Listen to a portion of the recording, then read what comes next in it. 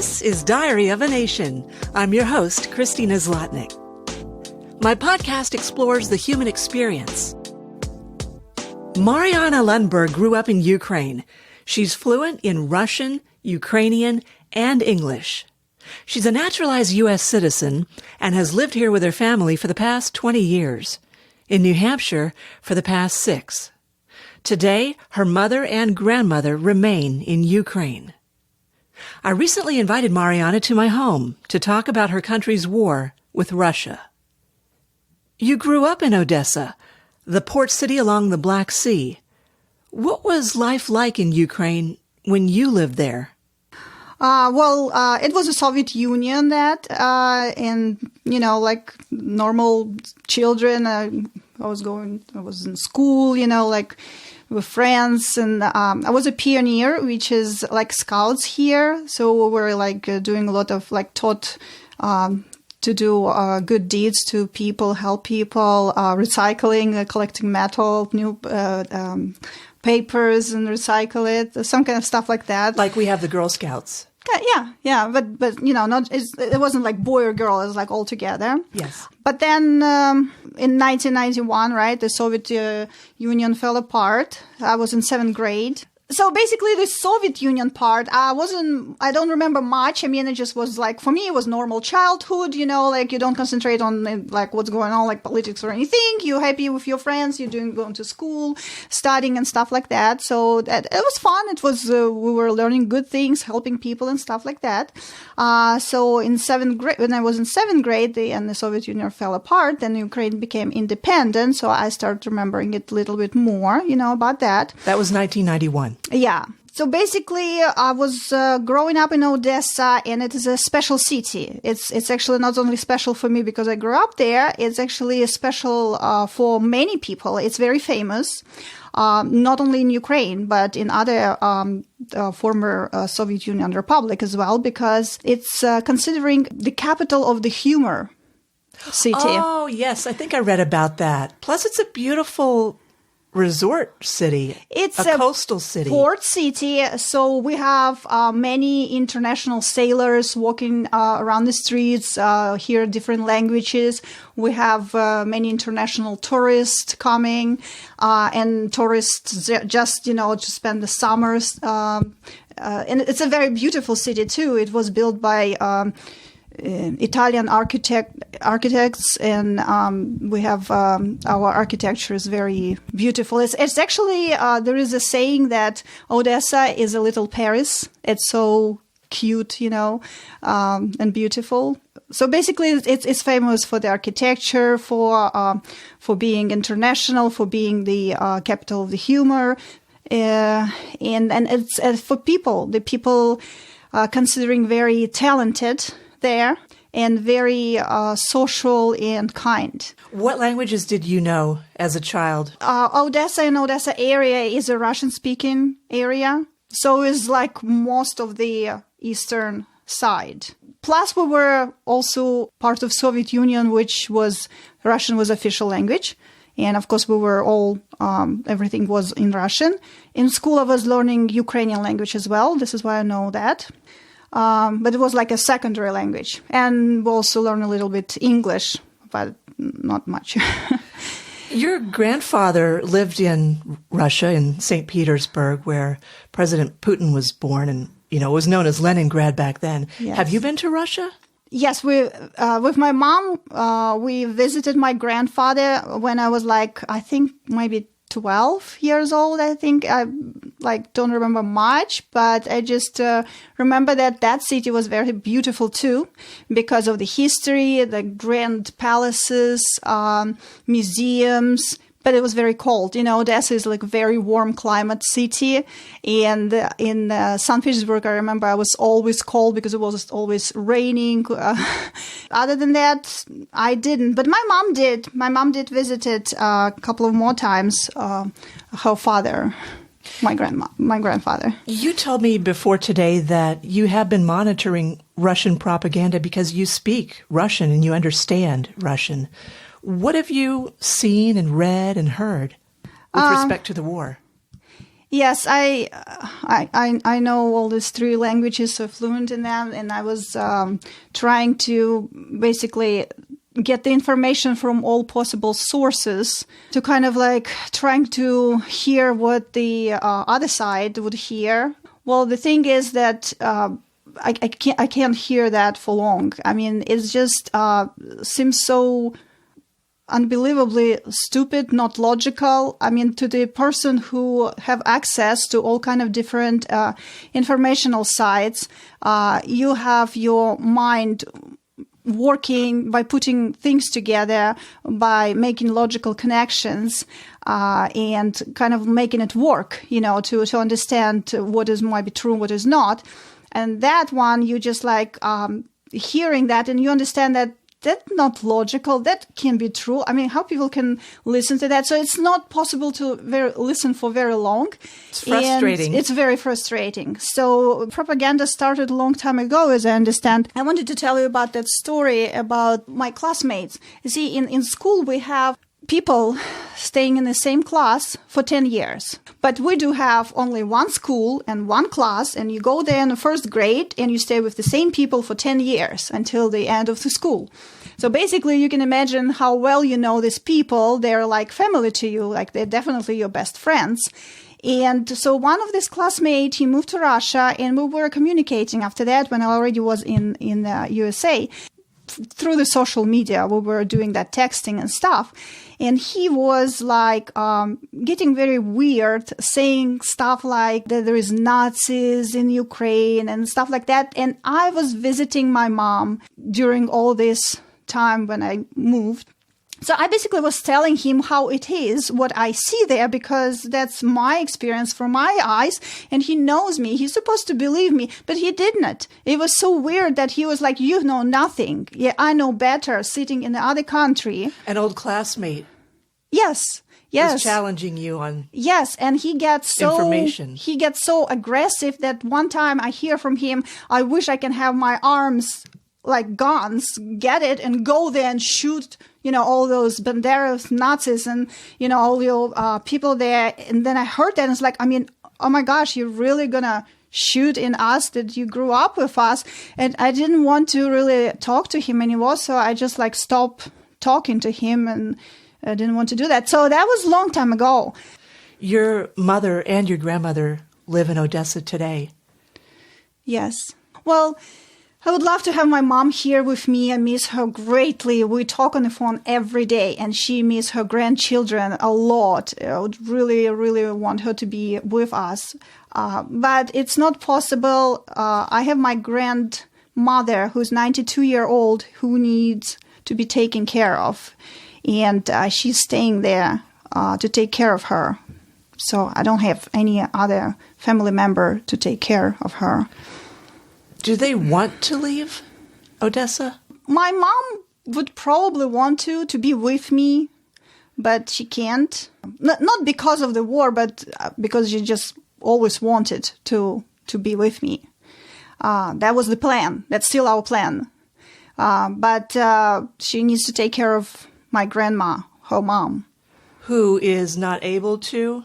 Unwilling? She is. Leave? Yeah, she's not really much a walker. She barely walks. Old. She's very old. She has some spine issue, and she doesn't want to. That's the main thing. She's saying like, my life being here, I don't want to move anywhere. It's like, I'm gonna stay here. Even right now, we were discussing the evacuation in case the things going very badly for Odessa, and I was telling my mom that you will have to probably to tell her, my grandma, to move.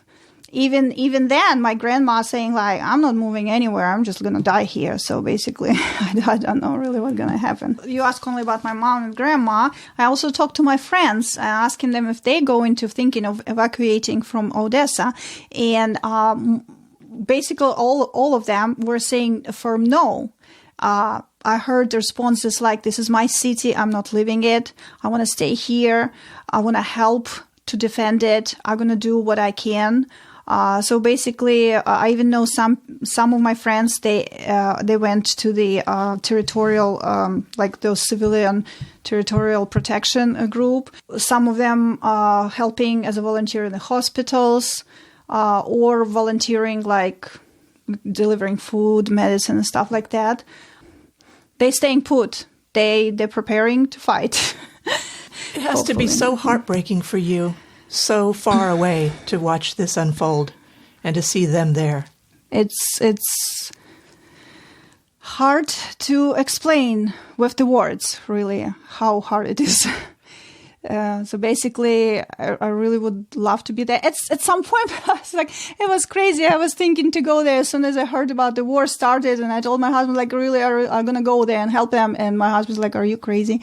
What if you die there? I mean, you have 3 children. We need you. You can't go there. So I can't go there, and I can't be with her to support her, even to hug her. She, at the beginning, was very scared. Sure. I mean, people getting used to things, to horrible things, but at the beginning, they're not ready for that. And talking with her on the phone, hearing her crying and not able even to hug her and be there with her to support or even help her to go to the store or get some medicine and stuff like that. Which must be incredibly hard right now. To find food, to find medicine, to find a safe place when the war started, people get scared, so they close they didn't know what to expect, so they close all the pharmacies and stores, and just like we're like laying low. So that was the time when she couldn't get her medication that she needs for high blood pressure and for her diabetes. So basically, the volunteers, they helped her. I was first trying to reach to my classmates through the social media and stuff, so they can help her. Then I found someone who knows volunteer organization in Odessa, and they help her to get the medication. But right now, the Odessa is staying in a kind of weird position. I wouldn't say they're safe like the West Ukraine, but they're not as in a horror like the East Ukraine, like Kharkiv or Kyiv, or whereas like the whole action is going on, the actual war zone. So they're not in the war zone, but that's a weird position because they do have a blockage from the sea. There is like 11 warships there, and they're shooting from time to time to that. So they're not shooting them like a full scale, but they have like 5 or 6 air sirens every day. And your mother and grandmother hear those sirens every day? Yes, they do. My mom, we don't have a basement or any other shelters anywhere around where they live. So basically, she found a place in the house behind the clothes cabinet for the clothes. And there's just a little area behind that wooden cabinet where we're hanging our clothes. And she dragged the chair there. So every time she hear the air sirens, she would take the water, some food, just in case something happened, and then she'd go there. And there is like a room next to it, and the door, you can kind of like close that space. So she's in that little space, which I understand not really safe. I mean, but for her, it is something, at least. She feels kind of safe in that little close. My grandmother doesn't hear much, so she doesn't even wake up, and she's like in her room, and my mom doesn't wake her up. She doesn't want to upset her or anything. So the shooting, the bombing right now is increasing. She's saying that the city is trying to live the normal life right now.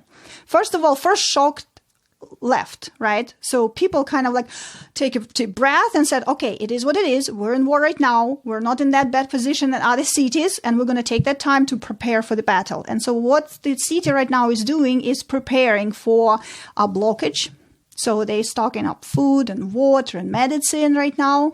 They are preparing, they're blocking the roads for the tanks. They are putting the mines along the seashore. We do have civilian organization that's called Territorial Protection Group, which is basically the civilian men who decided that they're going to sign up.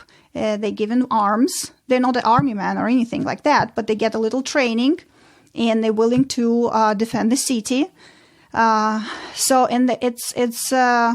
so much in demand that they have a waiting list. So men are signing on the waiting list to be called when there is a position. They're saying, we don't need it right now, but if the action starts, we'll give you a call. And they're like, okay, we will be ready.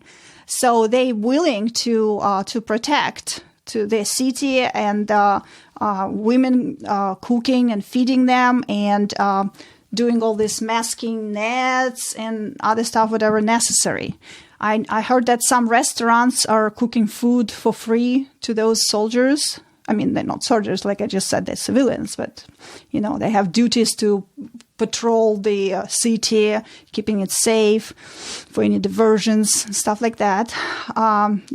So basically, people getting, like my mom said, when she's going to get the food and other stuff, that she's saying, like, people are just so kind to each other right now. They're just supportive. They just like never before. Taking care of each other.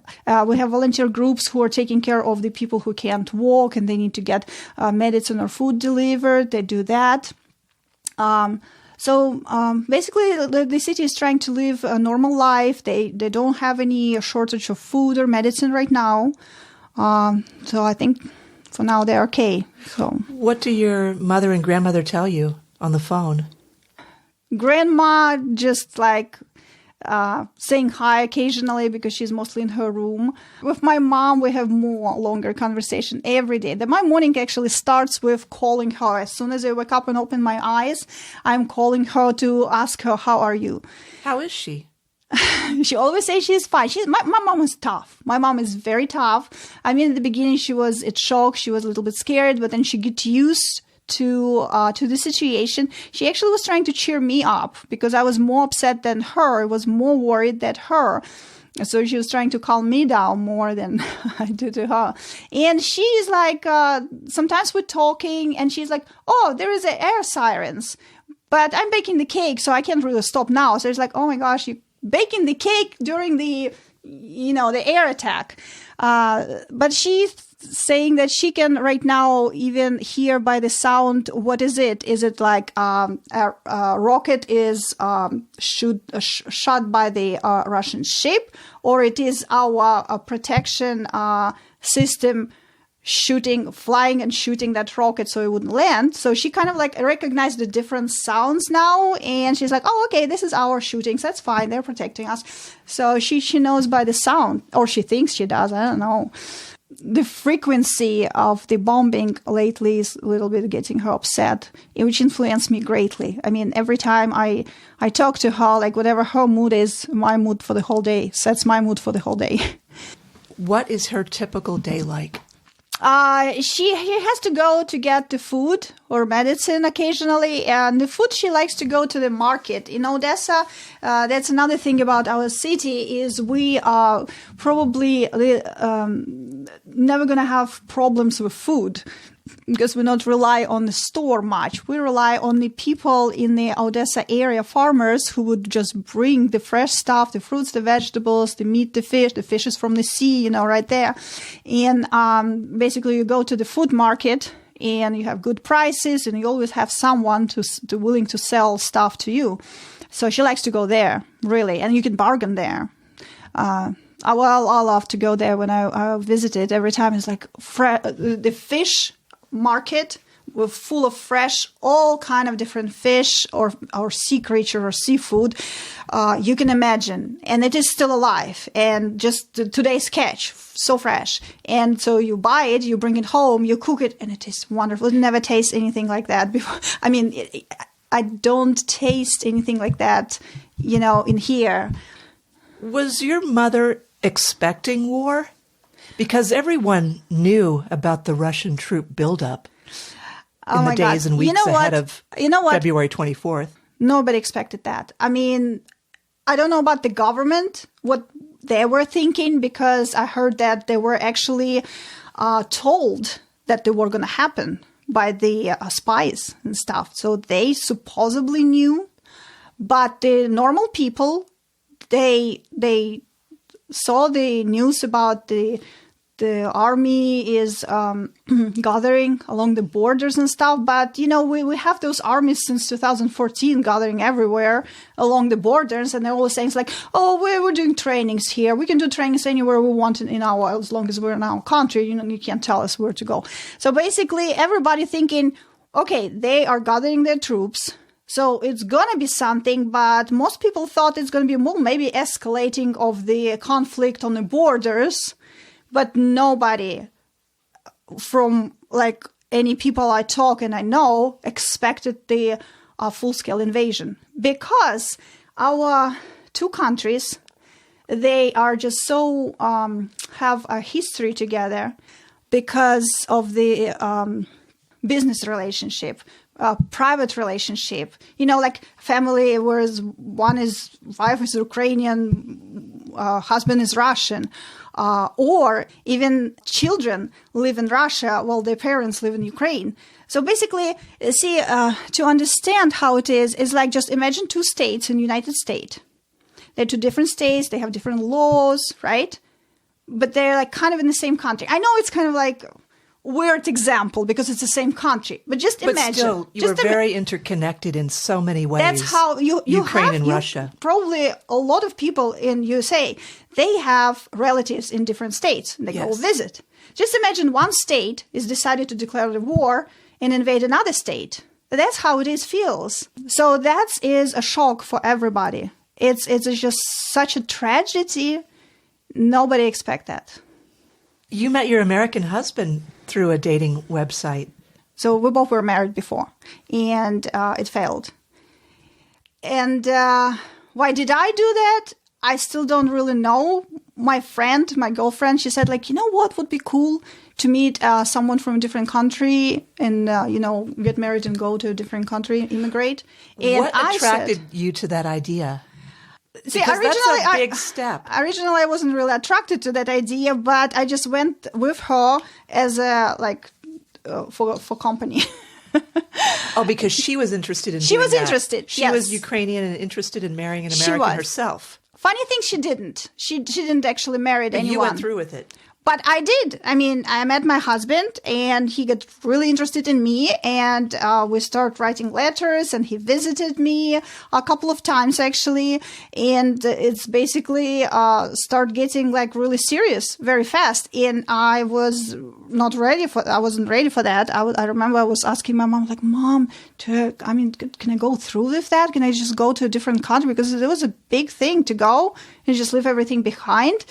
And she still said, I can't decide for you. You need to decide. You need to make this decision. It was a sleepless night for me that day when he proposed and stuff. I mean, he still can believe that I said, I'll think about it, because he would expect me yes, I'll marry you. So when he's like, will you marry me? And it's like, let me think about it. It's it's a huge step when you're thinking of coming to another country. Yeah. Why do you think that practice is so popular? Ukrainian women on a dating site looking for American men? I don't really know. I mean, I just know that my husband, he's very adventurous. He said he heard that in Odessa we have very beautiful women. So he's right. Rumors. Thank you. Was it adventure for you too? Yes, it was a big adventure. Was that one of the reasons? Scary big adventure. But you were willing to take that leap. Well, the thing is that when I decided that I'm gonna go with him to America, I didn't really knew that I actually gonna marry him for sure. So we didn't get married. I got a fiancé visa, and I said, okay, I'm gonna go there. I have 3 months either to get married or leave. So I said, I'm going to use this 3 months to live with you and see how that's going to go. We spent this 3 months, and we ended up marrying at the end of this 3 months. And that was 20 years ago? Yeah, it was in 2002. What's your life like now? You're a naturalized U.S. citizen. How is it different? From Ukraine? Yes. Well, it is different, obviously. It's at the beginning, it was very hard to get used. As people, we have different mentality. Obviously, we have different styles of life and different traditions and everything. So to getting used to it was hard. So I spent my first year basically trying to learn a language, understand what people talking around me. Because with my husband, we were like communicate through translator, interpreter. And then without interpreter, just like through signs and some words I know and love language. At the beginning, I couldn't even have a fight with him because of the language capacity. I didn't have enough vocabulary to explain him That's what a I good am. thing What, in a new relationship. It was a good thing. What I am upset with. So by the time I go to the vocabulary, find the words and like get my, he was already moved. He's already in different room. Forget about what we were talking like an hour ago. And like, what's the point, right? To start it all over. So we didn't really fight because of that much. So you like it here? I do like it here. You feel free to wear whatever you want, say whatever you want, do whatever you want, basically, as long as it, doing anything illegal or something like that. So basically, it's really, really big feelings of freedom and feelings of protection for me. That I feel protected. I feel protected by law, that it is working. It's not corrupted. So if I need that, I can get justice and I feel secure and safe in my future, safe with my health. It's a feeling of security and safety. That's I really like it here. But I do miss my country a lot. What do you miss about Ukraine? The cultural thing, the people. People are very open, very friendly, very social. Of course, I miss my family and I miss my friends, but also the connection. We have differences. Like big difference, I think, for me is how people partying here and in Ukraine, Russia. We really love guests, welcoming them in our houses. They can stay for several days if they want, preparing a party. It's cooking a lot of food. Several days it takes you to make a huge table full of different food. I think our cultures are very similar to Latin Americans' cultures in the loudness and the fiestas and things like that. The sense of community, the sense of family. Community. Here it's more individualistic. Yes, I think you got it, what I wanted to say. So that I miss a lot. Maybe this is why I always, not only me, but I think all the people from, my country and other countries around my country, they just in here they're looking for the people who speak the same language from the same country. They tend to reach to each other. It's nice that you have access to other Ukrainians here in New Hampshire. Without that, it would be very lonely, I would say. So yes, it's very nice that I can meet people. And, before the recent events, I wasn't even really thinking, where is this person from and what language they speak. They speak most former Soviet Union countries, which was 14 or 15 of them. They speak Russian because it was official language. And our generation still was in the Soviet Union and learn that Russian language as the native language, So basically, I know people not only from Ukraine or Russia, I know from Kazakhstan, Belarus, Turkmenia, Uzbekistan. So basically, the people from former Soviet Union republics, we all kind of tend to reach to each other and understand each other. Tell me, what do you think of President Zelensky and his performance during the war? Well, I did love him even before. I know many people didn't like his first years of presidency, even though he was elected by the most people in the country. Then they start critiquing him. Well, I never did. My mom never did. So I knew him long before as a performer. It was one of my favorite performers. He has such a big charisma, right? They are just charming man and very talented. As I heard, he's a very good director, firm, creative, kind of know what he wants and making people see why is that needs to be done that way. Even before he became a president. So when he was elected as a president, I was like, wow, yes, really, that's good. That's going to be good. Because seeing him in the live performances on the stage, I kind of have a sense of what kind of person he was, that he was sincere. All his performance was about love to his country and really feeling much pain for what's happening with his country. And I was thinking, yes, that man going to make a difference. And when he was trying to break the system, he was trying to push away from Russia, because Russia, since the Ukraine was independent, she was not really independent. All government positions were appointed by Russia and dictated the rules, what they're supposed to do. So it was basically like a Belarus. At least Russia was trying to make Ukraine as a puppet.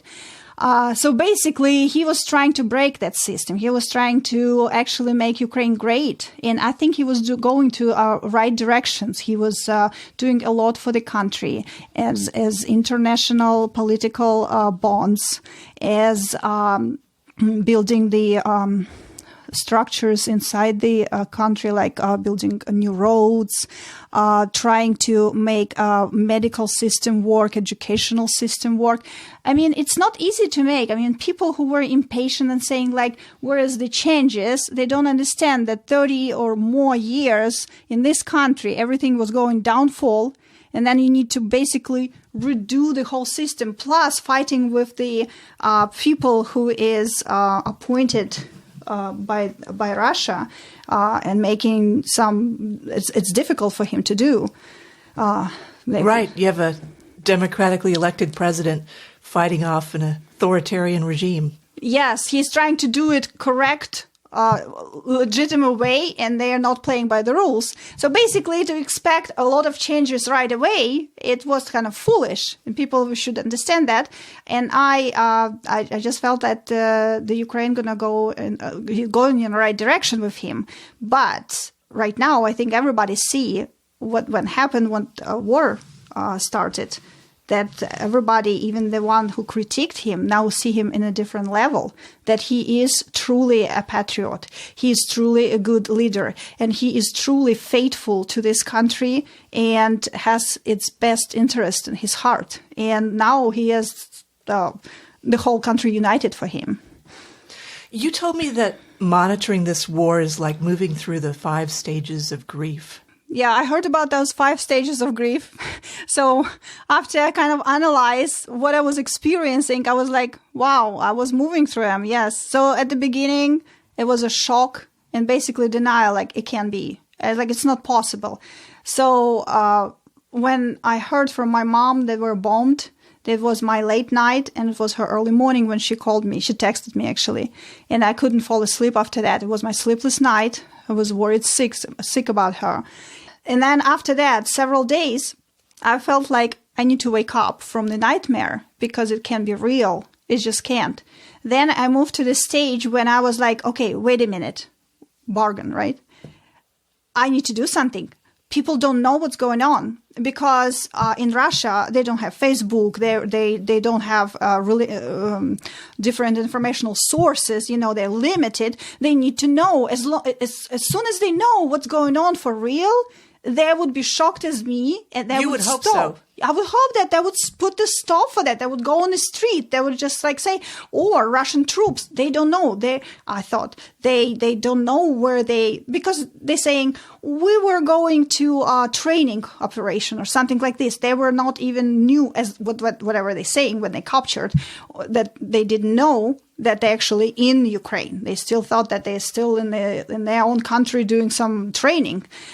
So I was thinking as soon as they find out, they're gonna not going and shoot our people. Yeah, you thought reason would prevail. I start doing stuff like trying to share information, get all the people I know from Russia or who has relatives or friends in Russia, and trying to tell them trying to tell them to tell those people to share the information and doing something. And I was shocked that many people just even didn't want to respond and didn't want to get involved, or kind of like didn't even answer anything. They were like ostriches, like put their hand in the sand and don't want to hear about anything. So basically, after that agitated state, when I was trying to do something, then I just hear more and more about the escalation and about horrible things happening, and then I start feeling hate. I don't know. I'm a big pacifist. I'm against all kind of violence, and feeling hate is really hurting me even more than any other. And I hate to feel that hate, and I couldn't feel the hate for everybody because I know so many wonderful Russian people who is supporting Ukraine even right now, who called me and said, "How's your mom? I can't believe that's happening." So basically, but I was feeling hate for those soldiers who are doing all those horrible things. And obviously I hate Putin so much. I couldn't even imagine I could hate a person so much. After that, I see that things escalated, and I start feeling helpless. Nothing happening. Nothing is not stopping, and more people start getting killed or injured, and I get into helplessness and I guess depression. I was crying from the first day, every day, and then I just okay, I can't do anything. It's useless.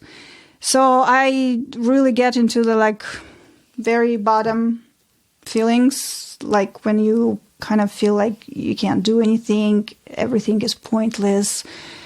And I think recently I start moving to acceptance, that I'm accepting that I can't reasoning with people who are brainwashed. I'm not going to. As soon as they kind of I hear or see that they're not on the same page with me, you just stop. I just stop talking. It doesn't make sense, really. It doesn't worth my effort. I am accepting that there is a war. I feel like it is real now. But I start feeling that I'm not really that much helpless. I can do things, maybe little thing. I don't know if it's going to help much or not, but I believe that if everybody going to do a little bit all together, it will make a difference. So basically right now, I'm trying to do participate in fundraising, whatever I hear that they're supporting Ukraine, I'm there. I signed some petitions, helping people in need. The people I know, I sent some money to people that I personally know, and they needed some money, so we sent that. I intend to do as much as I can. I mean, participating in a demonstration, sharing the information, doing fundraising, all kind of things. What do you think is most helpful for regular people to do in a time like this?